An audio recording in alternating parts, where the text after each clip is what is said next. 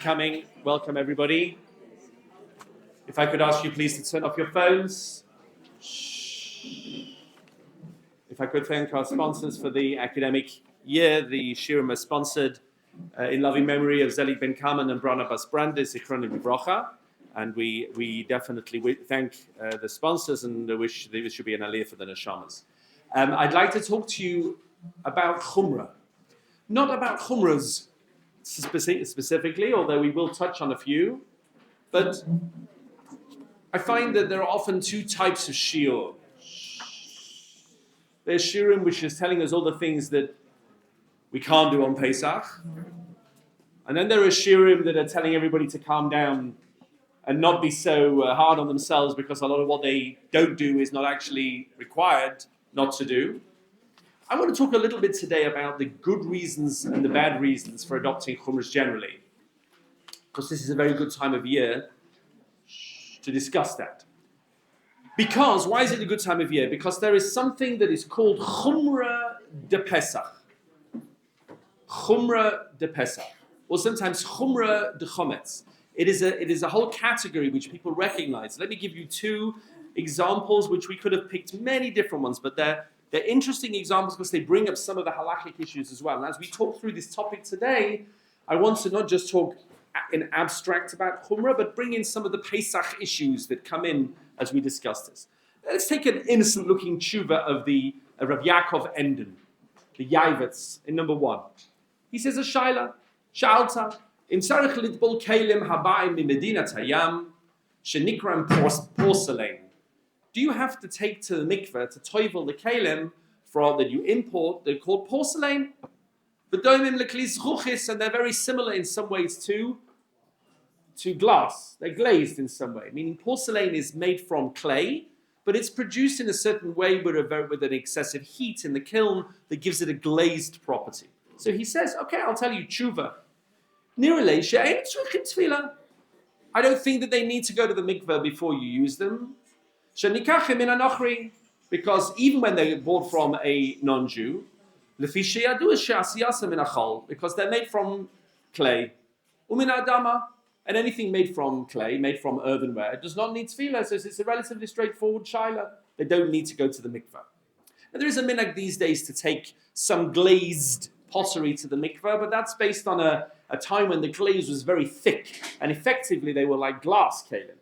But now there are many people who don't take the glazed pottery. Some do. I do, but some don't. Okay, fine. But then he says, Va'agav. And while we're talking about porcelain, let me tell you something else. Since this has come now to our attention, liyadan, I'm going to give you another kula. He's excited. He's giving you one kula, one leniency. I'm going to give you another one, he says. I've heard from my father, the Chacham Tzvi, Mori Hagaon, even though these porcelain china, the porcelain cups and plates are all made from earthenware, they are not compared to earthenware, that they don't pick up tam, they don't pick up taste. If you use them for fleishik, you could use them for milchik, he says. The she, since they're very smooth, they're very shiny, even though they're made from chal, they're made from earthenware, loy bali, they don't pick up taste. Dumi de kli like glass vessels that don't pick up taste. The loy bali, we know that glass doesn't pick up taste. High timer, and he brings from the Shulchan Aruch. Umina din, and according to the strict letter of the law, b'shtifa ba'alma sagi lahu. All you need to do between milchiks and fleishiks or Pesach and chometz in the porcelain vessels is just to give them a good rinse. But everybody doesn't do that. Everybody buys new. Everybody has special crockery, special cups, special plates for Pesach and doesn't use their regular porcelain plates. Mishum chumra de Pesach. And it just presents it as a known thing. Chumra de Pesach. Meaning, even though halachically, in all other areas, he says, as far as he's concerned, you don't need separate dishes in porcelain for milchiks and fleishiks. I'm not getting into the sakla maisa. Okay, can we all settle down a bit? It's a bit noisy today.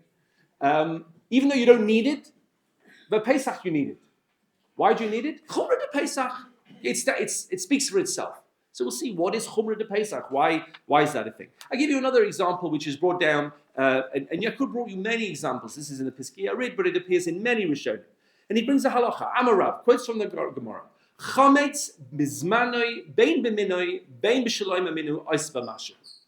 That chametz, when it gets mixed into anything, okay, whether it's min b'minoi or min shaloi b'minoi, meaning min b'minoi means like with like. So let's say chametz flour mixed with Pesach flour, okay, or min b'she'enu minoi, or a little bit of chametz that gets into something which is not flour Pesach day. Bizmano, meaning on Pesach, osa b'mashu. And we'll see what that mashahu is. Is it prohibited 1 in 1,000, 1 in 1,000,000, 1 in 1,000,000,000? Okay? Urav l'tamei, and I'll tell you exactly why Rav paskins this way. The Rav was Shmuel, the Amri Travai, because the normal rule that we have is kol isurim sheba Torah.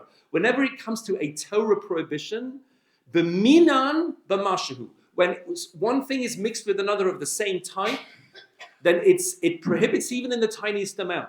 If you put, let's say, treif milk into kosher milk, camel's milk into cow's milk, even a drop, rest of the year, even a drop of camel's milk will treif it, even in a small amount. Shaloi b'minam, but when it comes to a different thing, you put a little bit of schmaltz into milk by mistake, a little bit of meat gravy goes into milk. But no same time, it's much more lenient. We only prohibit when you can taste the actual foreign ingredient. Why are we more lenient with a different ingredient than with the same type? And so there are different ways of looking at this, because you can say that milk and meat are fighting each other. They're two different species. So when the milk overcomes the meat and you can't taste the meat anymore, so then it's bottled, then you don't have a problem anymore. But milk and milk, they're not fighting each other. Milk and milk are supporting each other on a certain level. So even with a little bit amount, then it's a problem. So that's during the rest of the year. The gazra shaloi b'minan ata b'minan, but we make a gezerah on Pesach, even with something which is loi b'minan, even which something was a different type, mishum chumra de chametz. And here he calls it chumra de chametz. I'm not sure there's a difference between chumra de Pesach and chumra de chametz, but there's a reason. To have a chayiv kares, 2 reasons. Number one, chayiv kares, when you eat chametz on Pesach, very unusually, most of the treif food that we would ever come across in our daily lives would be prohibited either midrabanan or midoraisa, but never chayiv kares. When do you come across a food which is prohibited with one of those 36 rare kares prohibitions, but Pesach chametz is one of them? The asa bahana, and it's also asa bahana, even the tiniest little bit is prohibited to eat and to get benefit from, not even to eat, but you can't even get benefit from chametz on Pesach. You can get benefits from milk and meat. You can get benefit from treif meat. You can sell treif meat. But you can't get benefit. Milk and meat might be a little bit different. It could be also lahano, depending on how it's made. But you can't get benefit from chametz. So we have chumra de chametz, chumra de Pesach. It's presented as a fait accompli. Now I have divided up 3 kinds of legitimate chumras on Pesach. When I say legitimate, I mean there are certain things that people do because they're just obsessive about it. And I understand that. There's a psychological need there, and there's a psychological solution there. It's not a halachic problem with a halachic solution. But there are 3 types of legitimate chumras, and I've divided them into halachic chumras, where we have to understand this is not just a chumrah that you can pick and choose. It's built in to the halachic system on Pesach. It's different on Pesach. Then I have what I call minhag-based chumras, where this is not really part of the halachic system. Halachically, this thing is really kosher, but there's a minhag that we don't eat this or use this on Pesach. We'll see why that might be. And then what I've called social chumras. Social chumras don't have any halachic basis, but people do them anyway. Minhag-based chumras may not have halachic basis, but they have halachic support. There are poskim that come to support them. So we need to try and work out, when do they become destructive? When do they become a problem? When we're dealing with minhagim and chumras based on either social or custom issues, when can we turn around and say, actually, this is causing more problems than it solves? But we need to make sure that halachic chumras, we know, are real chumras. And when we say chumrah, we don't mean like an extra thing that you do, but everybody has to do this on Pesach because it's built into the halachic system. So let me give you an example. Look at number 3. We touched on this slightly last week, but let's look at it in a little bit more detail. Egg matzahs made with kneaded with not just water, or not with water, I should say, but with fruit juice or wine or eggs. Amar Rabba bar Bachana, Amar Rish Lakish. Isa shenilusha beyayin v'shemen udvash. This is a Gemara in Pesachim. Any dough which is kneaded with wine, with oil, with honey, ein chayavim al chimutz hakaras. We're not bothered about that on Pesach. It can't become chometz. Flour plus water equals chometz if you leave it long enough. Flour plus eggs, or flour plus fruit juice, or flour plus wine is not chometz. V'hainu tamid Reish Lakish, and this is the reason of Reish Lakish. Mishum dahava lehu mei peiros, because it's fruit juice, it's not water. Umei peiros ein machmitzin. The Gemara is very clear. Mei peiros, fruit juice, does not create chometz. And yet, we have another Gemara a little bit later on, number 4.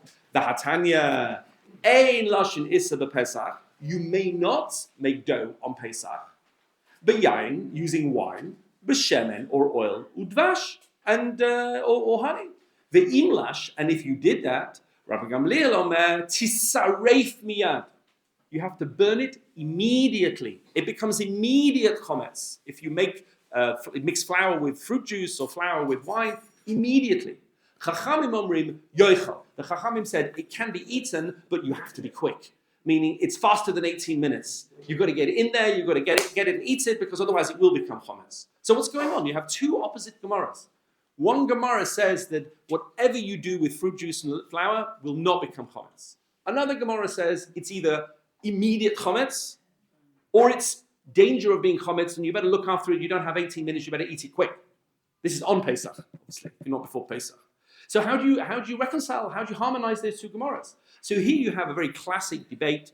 The Sfaradim say that the reconciliation is as follows. Mei peiros, fruit juice with no water is fine. Fruit juice with water is the one that the second Gemara was talking about. That's more dangerous. The Ashkenazim are saying, no, the difference is as follows. Look at number 5, Rashi. Ein lashon esa issa. Why? What are we worrying about in this Gemara? The second Gemara we looked at, that you can't add fruit juice, apparently becomes chometz. Mipnei she'karoiva u'mumaheres lahachmitz. Rashi says it's very quick, very close to become chometz. You don't have the 18 minutes. Ve'ein adam yochel l'shomra. You can't stop it. You can't guard it. U'leish lakish da'amal ha'el mei peiros ein machmitz. And when we had another Gemara earlier that seemed to say it was not a problem, like hashach, that's not a problem. Why? The ihu ein chayavim al chimutz ukares. Rashi wants to say that if you use mei peiros, when it said you can, it doesn't mean you can. It means it's not real chametz. You're not chayav kares on that chametz. Okay, v'lo you have a chametz gomor. It's not chametz gomor, and a chametz nuksha. It's good to familiar ourselves with these ideas. Chametz nuksha means it's a type of chametz. It's a kind of messed up chametz. It's not chametz proper. Kalayma ra, nuksha means it's bad. It's like an off chametz. And it becomes, if you use mei peiros, you can't stop it. So, according to Rashi, how do you reconcile these two Gemaras? Both Gemaras say you can't have it. But the one which was more lenient seems to say, well, it's just not kares, but it's still bad, and it's still prohibited, and you can't eat it. Maybe it's the Raisa, maybe it's the Rabbanon. But the Rambam and the Sfaradim say, no, you reconcile these two Gemaras in very different ways. The one that says it's okay means it's okay. The one that says it's not okay is talking about a case where you mixed in a little bit of water. That's when it's not okay. But if it's pure fruit juice, it's fine. So who do you follow? Shulchan Aruch, very straightforward. Number 7. Look at number 7. The Rambam goes like the Sfaradim, basically says it's fine if you only have fruit juice as long as you have no water. It says, of course, you can't use it for Seder night because it's not lechem oni. It's not poor person's bread. It is an enriched bread. Shulchan Aruch number 7. Mei peiros beloy mayim. If you have fruit juice with no water in your kneading, ein machmitzin klal. They are not a problem at all. You can eat them with impunity on Pesach. Matzah shenilusha b'mei peiros, if it's made with honey or wine or fruit juice. Even if you leave the dough to rise the whole day long, it's not a problem. Eat it on Pesach gesundheit. 1 second. But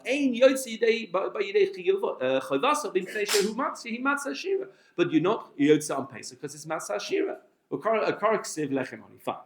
So then he comes in the next halacha. May beitzim. What if it's with eggs? V'shar mashkim or other kinds of juice. Kulam havi b'klal mei peiros. They're all fine, no problem. It's called a matzah shira. And then the Rambam says, "Umedinas eila in our countries einogin lelush b'mei peiros." We don't use mei peiros.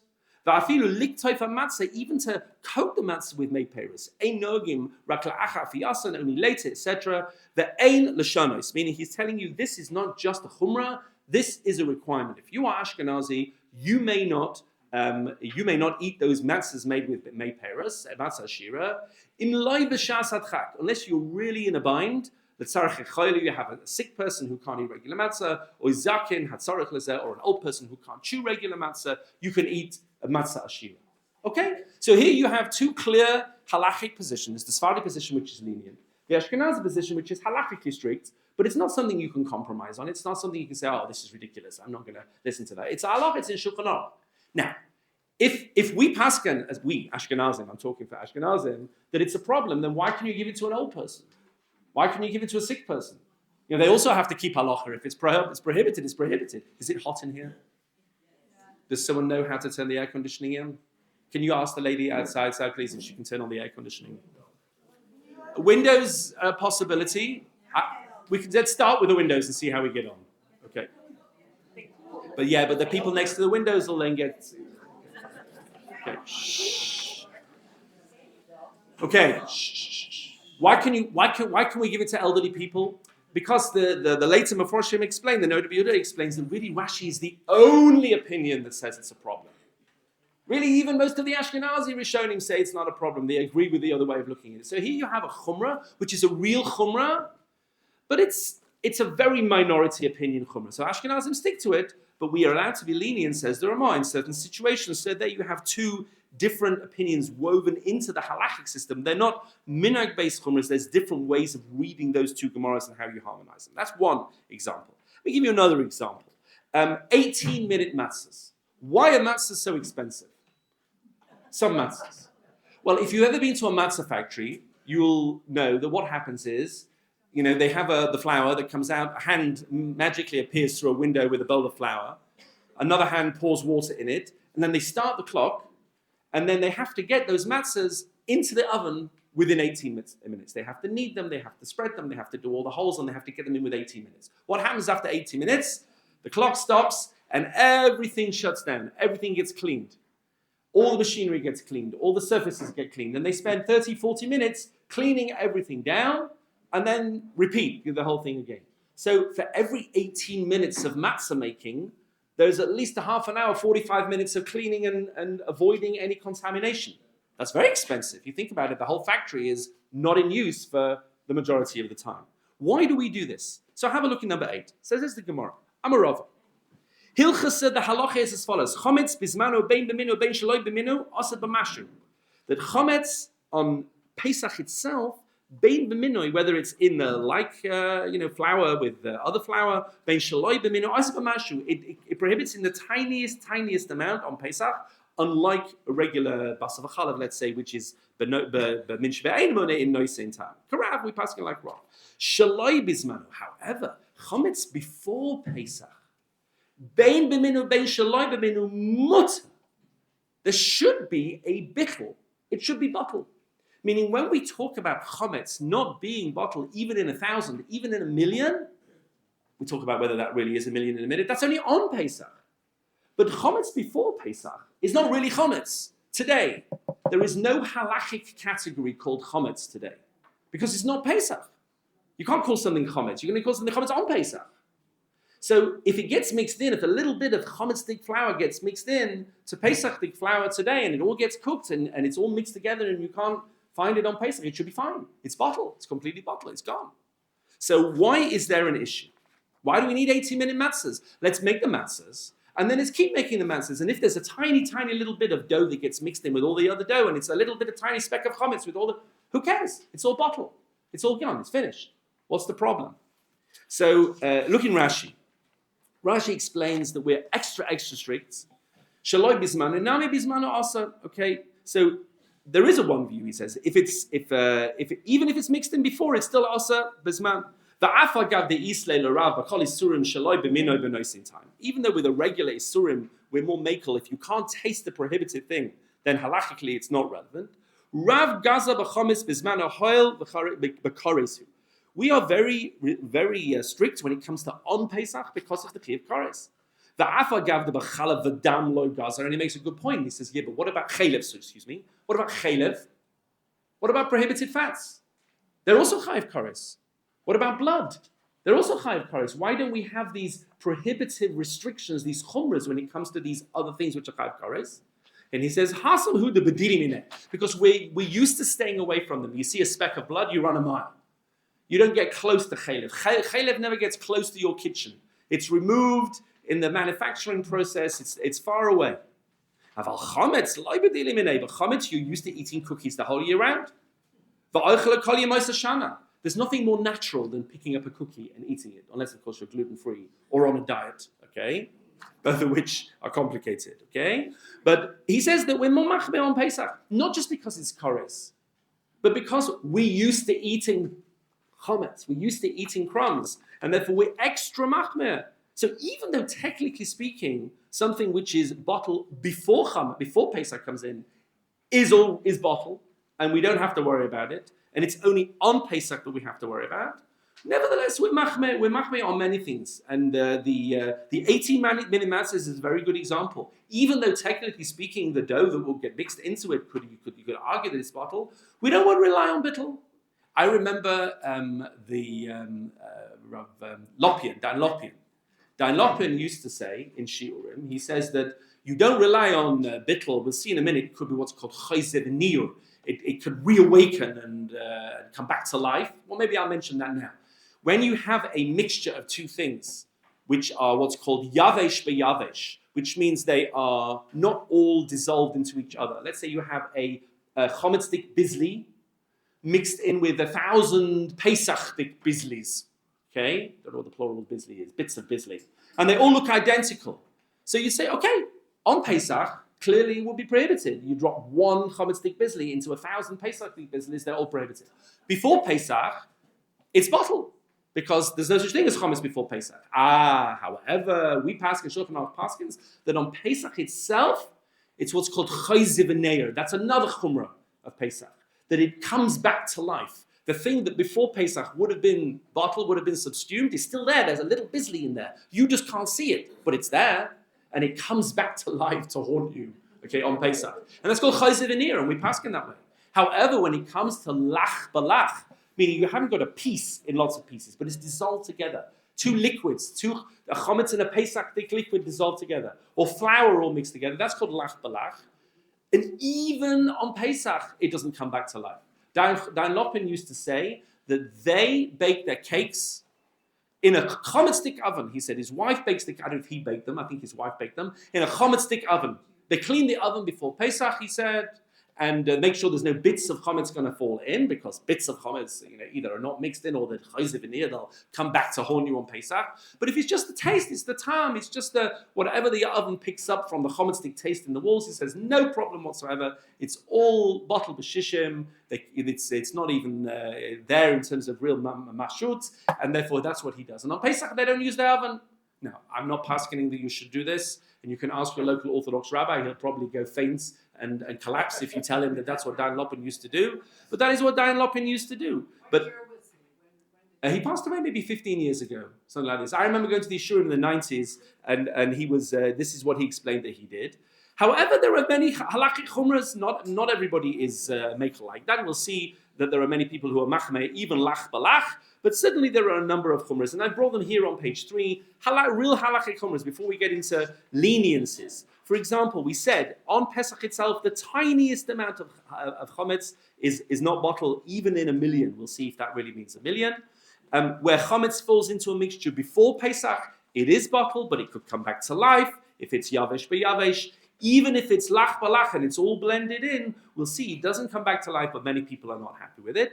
Certain leniencies that we normally have kashering, very narrow things that we need to clean. People say for Pesach, the Magen Avram says you can't do it for Pesach. Another good example is tam lifgam. You all know this halacha. If you cook by mistake your milk in your fleishik pot, is the milk treif, yes or no? What will the Rav ask? When's the last time you used your fleishik pot? If you haven't used your fleishik pot for more than 24 hours, the halacha is very simple. The food is kosher, the pan is treif. because you cook milk in your fleshig pot, but the milk itself is not treif because all it's picked up from the walls of the vessel are tam lifgam. Its taste that has gone bad, if you like. On Pesach, we're not makel for this. Halachically, not a minhag, but halachically. If you cook on Pesach by mistake with your chometz stick pot, even if it hasn't been used for 24 hours, the food is treif. Okay? That's another chumrah. What happens if you don't know whether your pot was used within the last 24 hours? Milchiks and fleishiks. I picked a pot, but I don't honestly remember, is this a pot I did use? Is this a pot I didn't use? What do we say? Stam kalim eino ben yomo. If in doubt, it's fine. Why? Because we can assume that most pots were made 24 hours, used 24 hours or more before. If you know for specifically you use this pot, then obviously you can't assume that. But if you don't know, then it's fine. Not with chometz.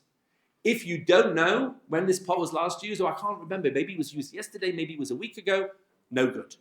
We don't say stam kalim eino ben yomin, even if you say I don't know, and then you use 10 minutes later you say, oh no, I think I've remembered now. No, sorry, it's too late. It's too late. So there are lots of halachic chumras baked in, for want of a better word, into the halachic system. Then Rav Belsky explained that for Pesach there is a halachic practice to be machmir for minority opinions in the Rishonim, opinions that we don't normally pass alike. On Pesach we'll bring them out, and that is legitimate chumra de Pesach, chumra de chometz, because we're dealing with something that is kares, that is asa bahana, we're dealing with you can't benefit, that is something we normally eat. Okay. So there are lots of halachic chumras which are very much part of the framework. But then there are minhagim. These are minhagim that some of us have and some of us don't have. For example, gebrochts. We had a whole shir on gebrochts. I'm not going to have a repeat now all the stuff about gebrochts. The main source for gebrochts is the Alter Rebbe. You'll know the Lubavitchers are very serious about gebrochts. And the reason for gebrochts is either they're worried that unbaked flour inside the matzahs would not be baked properly, and then on Pesach would, when it came into contact with water, would become chometz. Because don't forget, the Shulchan Aruch brings that the maximum width of a matzah is a tefach. Your matzahs could be this thick. So if your matzahs are this thick, yes, there could be some little guy in the middle there that didn't quite make it and didn't get baked. Of course, now our matzahs are beaten to death and they're as thin as crackers, and there's much less chance of that happening. The second concern he had was that flour dust would coat the matzahs. When they make the matzahs, which are nice and pasty, I think they put them in the corner, and then they'd be making more flour and more matzah. The flour dust would fly around and coat the top of the matzahs, and when you put that in your soup, make chometz, because that's flour. Again, today that can't happen, given that everything is kept hermetically sealed and separate. But many people are machmir now for gebrochts. Even the Alter Rebbe says that that's only with water. When it comes to jam, it has something that doesn't have a water content. Maybe jam can have a water content. Something that's pure, not water. Butter, avocado, something like that. There's no water in it. He said, of course, you don't have to be machmir for gebrochts there. People are still machmir for gebrochts. Even when it comes to mei peros, even though the origin of the minhag, if you like, was never for things which are mei peros, people are strict on that as well. But again, is that a legitimate minhag? Yes, millions of people within Klal Yisrael keep that minhag, even though there's no obligation to keep that minhag. And we'll see, you don't laugh at other people's minhagim. What about water sources used on Pesach? So there was a chumrah that came up in the Middle Ages and beyond, that the non-Jews would make beer in the local river, and they would throw out their hops and throw out the beer that they weren't using or whatever, and the river would have bits of barley, bits of beer floating in it, and of course the Jews would then take from the water on Pesach, and who knows, it could be water which was mixed with beer, mixed with barley, and we said it's also even in a tiny amount. Chometz on Pesach is also b'mashu. So what's a mashu? Is a mashu like even 1 in a million, even 1 in a billion? So as we all know, this has become a big political, football. And on Pesach, there are religious parties that insist, and this is as far as I'm aware what happens in Yerushalayim, that we do not get water anymore from the Knesset because someone might have dropped some crumbs in the Knesset, and the water instead comes from the aquifers. In the Kinneret, sorry, not the Knesset. The Kinneret. Sorry, you know what I've been thinking about when I'm not preparing my shirim. We don't get anything useful on Pesach from the Knesset. From the Kinneret, excuse me. Shh. We don't get water. We don't take water from the Kinneret because we're worried that this is the. Rabbi wrote a tshuva and said this is just not a concern. It's just not a concern. It's that someone should drop a little bit of chometz on Pesach, meaning if they dropped it the week before Pesach, it's all dissolved. It's for sure bottled millions and billions. A crumb on Pesach is going to make itself all the way through the system, filtered however many times it's filtered, and come out of my my tap. There's no concern of that. Oh, okay. People insist on it. I saw once a recommendation that if you're worried about it, you can put a sock on the top of your tap so that you can filter it again. Preferably one that's been laundered. But you know, a lot of political capital is used by some of the religious parties to insist on this. Is this a chumrah which is worth? We'll see in a minute how to balance this. Is this something we really want to use that political capital for, or are we worried about other things when halachically it's just not a problem at all on Pesach? Maybe it was more of a problem when you lived in the village, and 3 hours before the non-Jews had poured beer into the water, and then you come and take from the water. It makes sense that it's a question. Today there is no concern, but nevertheless it remains a minhag. It's a valid minhag, but it's some ways there are downsides. We'll see how that works. Another one I brought here on the top of page 4: not eating dairy on Pesach. Some people say you shouldn't eat dairy on Pesach. Why? On the basis that the dairy foods are more likely to be mixed with chametz. Is that true? Not in today's world of kashrus supervision. There is even a halacha, and people misunderstand this halacha. Can you drink milk from a cow that has been milked on Pesach and fed chametz? What could the problem be? The chametz doesn't get from the cow's mouth into the cow's digestive system, into the cow's udders, and come out through the milk. There's no chametz in the milk. So why could there possibly be a problem? So look at number 10. Says the Mishnah Berurah, Uli'inyan chalav shel behema she'ochelet chametz. What about milk on Pesach from an animal that's eating chametz? Afilu hi shel nachri, even if it belongs to a non-Jew, and the non-Jew is completely oblivious. Nachleku achronim bazeh. There is a real machlokus on this. V'dasa prima godim lahater hachalav shechal bo acha me'eis le'eis. And the prima godim says, no, I can only eat the milk, drink the milk from this cow 24 hours after the cow ate from the chametz. Me'eis le'eis she'achla l'chametz. V'yesh mikilim, and there are others who are makel and say, no, it's not a problem. Hafilu baba yami, even if the cow ate chametz this morning, if you milk it this afternoon, if the non-Jewish farmer milks it, it's fine. As long as im ochelet shachris va'arvis midvarim hamutarim. As long as you know the cow is regularly eating on the morning and the evening things which are not chametz, meaning the cow's diet is a mixture of chametz and not chametz, then he says you can drink the milk according to these lenient. What's going on here? What is going on here? What about the eggs from the chickens? You feed chickens chametz, the same idea. Can you eat the eggs that they lay on Pesach? So sometimes the eggs can have schmutz on them, and you need to wash them. Okay. Yeah, but again, what's inside an egg cannot be chametz, because the chametz can't get through the digestive system of the bird into the egg.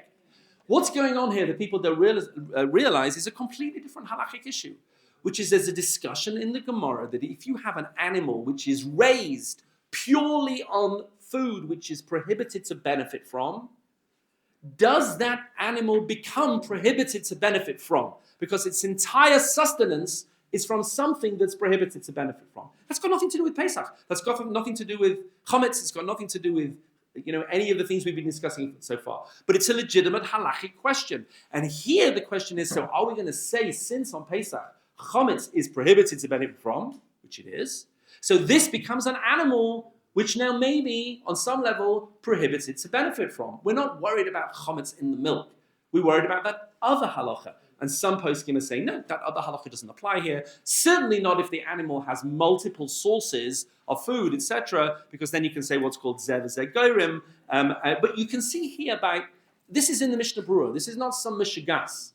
The Mishnah Berurah is asking, maybe on Pesach we'll bring from another area of halacha and apply it to a halachic chumrah on Pesach, and this has found its way into different minhagim.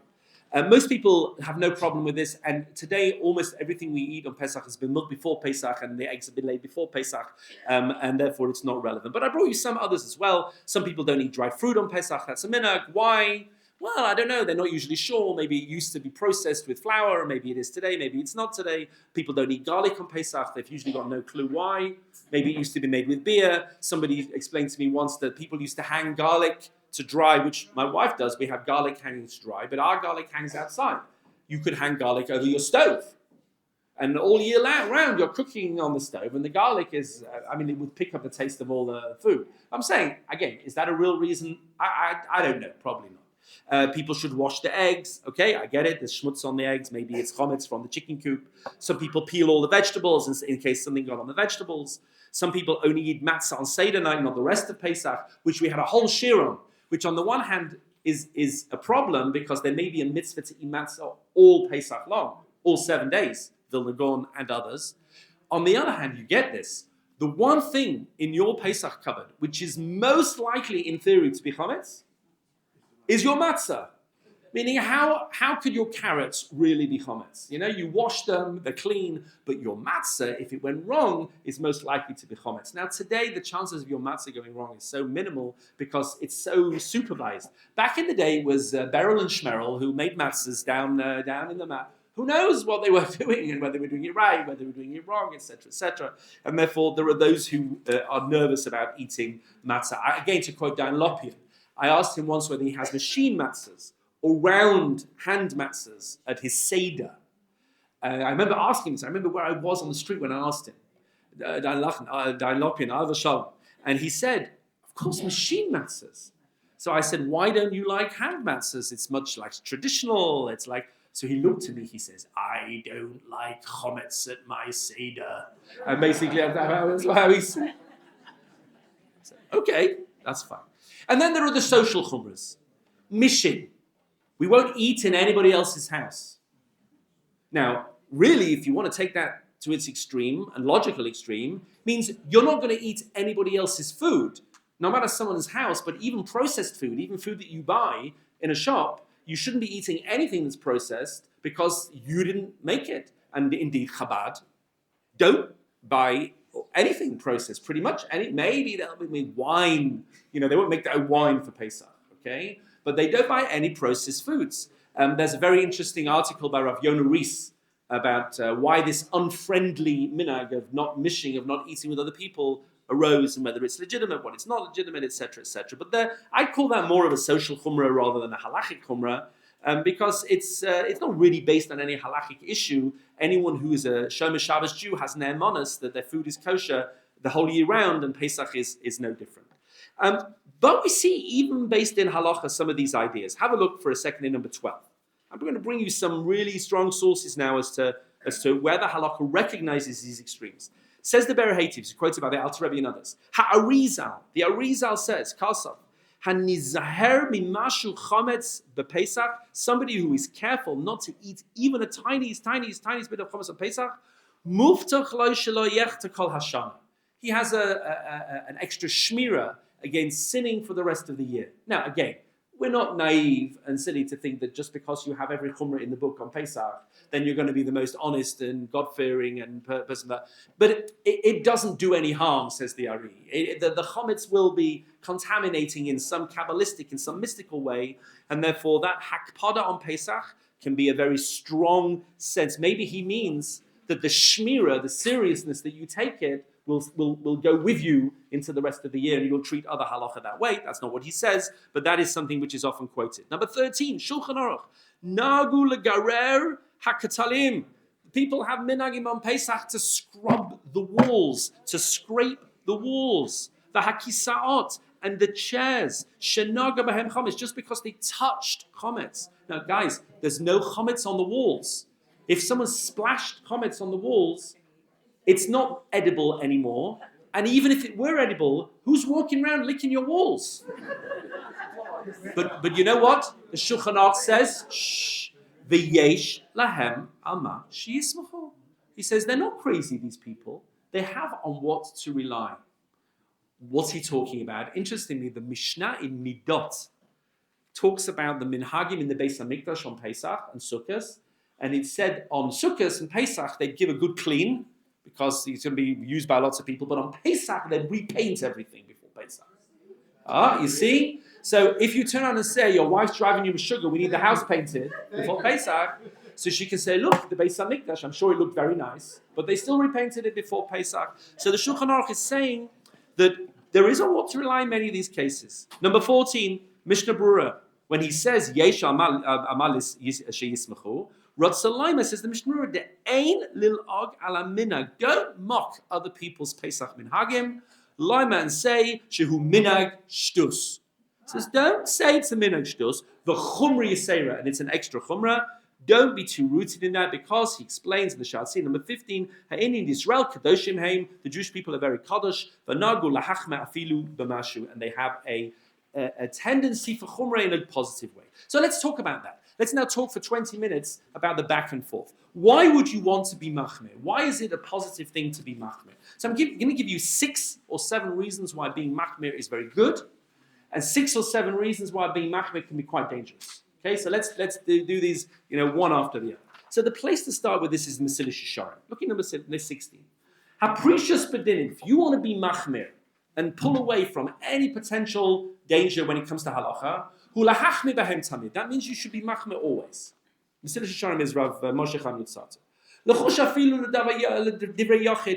Be concerned for minority opinions, but machlokas im tamo nira. We'll get back to this. If the reason seems clear to you, we'll see what that is in a minute. So even if you know, especially, maybe only if you know that that's not really the halacha, and this is introducing our second part here, it's only on condition that your chumrah doesn't result in a leniency. Because sometimes people lose all perspective and their legitimate chumrah, which shouldn't be mocked, actually causes more of a problem than it solves. But if you can be authentic about it, you should be machmir in all questions. Even when you would want to be, you could be lenient. And the rabbis have explained to us, when the Yecheskel says in the Navi, my soul never became tameh. What is he talking about? Not tumah in terms of sort of gross, actual halachic tumah. He means I never ate a piece of meat on which there was even a shaila. The minute there's a shaila, says Yecheskel, I don't want it. V'lo achalti mi basar kos. Now this has nothing to do with couscous. Kos is when somebody has an dying old cow, which is almost certainly a treifa, and you look at it and you think, this cow's got minutes, never mind hours. And someone says, shech, kos means shecht it quickly, because if you wait about 10 minutes, it'll die, and then you're stuck. Meaning, I don't want to eat that cow, even if it's technically kosher. They calls them mutahu. All of these examples are mutter, minadin. They're halachically mutter, vadai. They're clearly mutter, clearly permitted. But this person wants to be machme on themselves. Just because for all the rest of the Jews it's okay. The perushim, but for people who want to be extra careful, they want to avoid anything negative. Anything negative, anything which looks like negative, or looks like, etc. And he brings the example here about Mar Ukva. I'm not going to read it inside. He kept from one meal to the next. Fleishiks, milchiks, even though his father, who he praises enormously, kept 24 hours between milchiks and fleishiks and milchiks. 24 hours. And he says, my father was like wine, and I am like vinegar, the son of wine, but I don't keep that minhag, I don't keep that chumrah. He didn't feel it was a binding chumrah, but he praised his father. He didn't critique his father for this. And therefore, I'm going to bring you 5 or 6 reasons why chumrah is a very positive thing. It could be a mitzvah doraisa, ahavas Hashem. I love God, a person might say, so much. I'm so excited, infused, positive about the halachic system, meaning the halachic system represents to an Orthodox Jew Dvar Hashem. Okay, it's complicated, and there's back and forth and analysis, but at the end of the day, it's Dvar Hashem. Why would I not want to get deeper and deeper into this halachic system? And my urge for chumrah might come from a place of Avas Hashem. Of course, the halachic system is also leniency as well as stringency, but it could come from Avas Hashem or Yirat Shamayim. I don't want to take a chance. Why would I risk it? This is too awesome. The responsibility is too great. I sometimes give a mashal. If you come to my house and you say, I have a headache, do you have a Tylenol? And I say, no problem, go upstairs. In my medicine cabinet, there's a little pot. I take them out of the pot, but it's okay. The Tylenol are on the left. But don't take the little white pills on the right because they're arsenic. And I have arsenic. Why do you have arsenic? Good question. Okay, cyanide. They're cyanide. They look a bit similar, but don't worry because the Tylenol's on the left and the cyanide's on the right. I'm pretty sure the arsenic's on the. I'm 99. I'm 99.9% positive, all of a sudden, like, your headache is gone, no headaches. I'm not taking any chances. What do you mean? No, but come on, it's a 0.01% chance that you'll take the cyanide. Yira Shamayim, I'm not going to risk it. If it might be treif, it might be treif. I don't want to eat it. Kadoshim to you, I want to push not just for the letter of the law, but the spirit of the law. Okay? Also, Vasita Yashavato, so too in Bein Adam Lachaveiro. The Kaf HaChaim says, number 17, we may or may not agree with the statement, but he says, Kol ish asher nishmaso zakah. Anyone who has a pure soul, zakah b'yoter, very pure soul, tava nafsho la'asot chumrot. He can tell that because he's always trying to do chumras. The chasidut b'yoter, he's trying to do extra. V'kol asher ein nishmaso metukenet kol kach, and anyone whose soul is not so developed and perfected, tava nafsho le'lech achar kulas. He's trying to do leniencies. This is a good way to test yourself, says the Kaf HaChaim. Sfaradi Posek, Rabbi Yaakov Sofa, early 20th century. If you're constantly looking for leniencies, he says, that may be a problem in your neshama. Why are you constantly looking, he says, for chumras? F2, to avoid safek, the briskers. The briskers don't really accept the Shulchan Aruch. The Shulchan Aruch says there's this opinion and this opinion, and through the halachic process we pass an X. You can rely on the Shulchan Aruch. You can go to Shamayim after 120 years and say, I didn't decide, I relied on the Shulchan Aruch. The briskers are worried, well, what if he's wrong? What if he's wrong? What if when I go to Shamayim, they turn around to me and say, well, I'm sorry you relied on the Shulchan Aruch, because that's not the halacha as we paskin it in heaven. Now, Rav Moshe Feinstein would say, well, that doesn't matter. That is the halacha like they're paskin it on earth, and therefore you can be completely confident that the briskers say, no, how do I know? There's a very famous story that's brought down by in the famous book, My Uncle the Netziv, which was based on the Makor Baruch of Rav Baruch Halevi Epstein. He says the Bochrim in Volozhin used to go first night Seder to Rav Chaim Brisker, and second night Seder to the Netziv. Okay, Rav Naftali Tzvi Yehuda Berlin, the other Rosh Hashiva. So the first night when they were with the Briskers, they waited till the latest possible time when it was Nacht to make sure that there was no question they had an obligation to eat. And they ate the biggest possible share of matzah in the smallest possible amount of time. And they stuffed it all in. And then at the end of the Seder, Rav Chaim Brisker went, who knows whether we even did any mitzvahs tonight? The second night they would go to the Netziv, and he'd start at a normal time, and he did a normal shir, and he'd eat it benachat, and at the end he'd say, Baruch Hashem, we'd say many mitzvahs this evening, Baruch Hashem. Like two different worldviews looking at things in different ways, okay? The irony is that by mistake they switched their graves, and the gravestone of one is on the other, and it's like that. In Warsaw Cemetery. It's an interesting, they were colleagues, they weren't enemies, but nevertheless they're very different. So avoiding Suffolk, the Brisker approach, Tam or Nira, what do we see in the Mesilas Yesharim? If you learn something and it seems that way to you, let me explain what he means. Let's say you learn a sugya, you learn through a halachic issue in the Gemara, and you learn it, and as you learn it, you think, the answer has to be this, it has to be X. This is how I learn the sugya. And you look it up in the Shulchan Aruch, and you see it's not like you said, it's more lenient.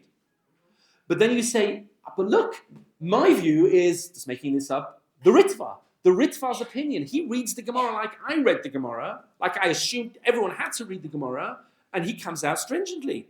So that's called Tam or Nira, meaning your neshama is in the right sort of vibe with the way the Ritva learns the Gemara. That's a great reason for you to be machmir, said the Mesilas Yesharim, because your neshama is in sync with that strict opinion. You didn't even realize it, but that's how you learn the sugya. Oh, okay, the Shulchan Aruch comes out more lenient. Okay, but clearly you have a natir, you have a connection with the more machmir opinion. Then look at number 18, beautiful. There's a whole Gemara that talks about you should have your special mitzvah. The Amoraim are discussing, number 18, I'm a Rav Nachman. Teisili, I should get my olam haba, he says, the kiyam to shalosh shudas b'Shabbos. I kept shalosh shudas. I ate sudash l'shit punctiliously. I'm a Rabbi Yehuda. Teisili, the kiyamas iyun tefillah. I think I should get my special place in Olam Haba because of my focus in Tefillah. I'm a Rav Huna, Berei the Rav Yeshua. Teisili, the loy segina arba amas bel gilui rosh. I never walked, says Rav Huna, I never walked 4 amas without my head covered. I'm a Rav Sheshis. Teisili, the kiyam is mitzvahs tefillin. My thing was tefillin, says Rav Sheshis. I'm a Rav Nachman. Teisili, the kiyam is mitzvah sittis. My thing was tzitzis, meaning everybody has their special mitzvah. Says the Ritva, number 19, to explain this. Perush, Even though each of these rabbis kept the other mitzvahs as well to the best of their ability, there should be one mitzvah that you do with every little tiny detail.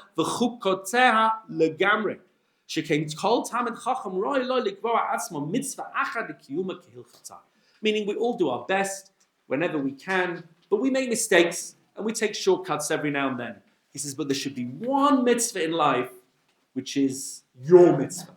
And when you go to Olam Haba, you can sit around and say, I never took any shortcuts on that mitzvah. I did everything b'chol ha'dikdukim.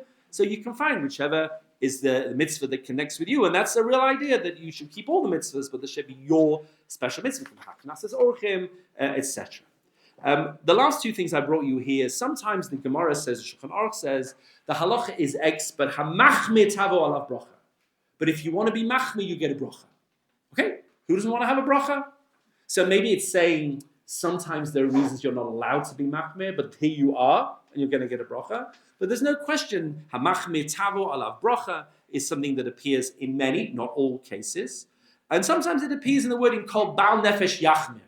Someone who is a Baal Nefesh should be machmir. What's a Baal Nefesh? The original context of that in Mishlei, a Baal Nefesh is someone who eats a lot of food. He's got a healthy appetite. But all by the time of Chazal, it became known as someone who's concerned for their soul, a Baal Nefesh, someone who is on an extra level, should be machmir.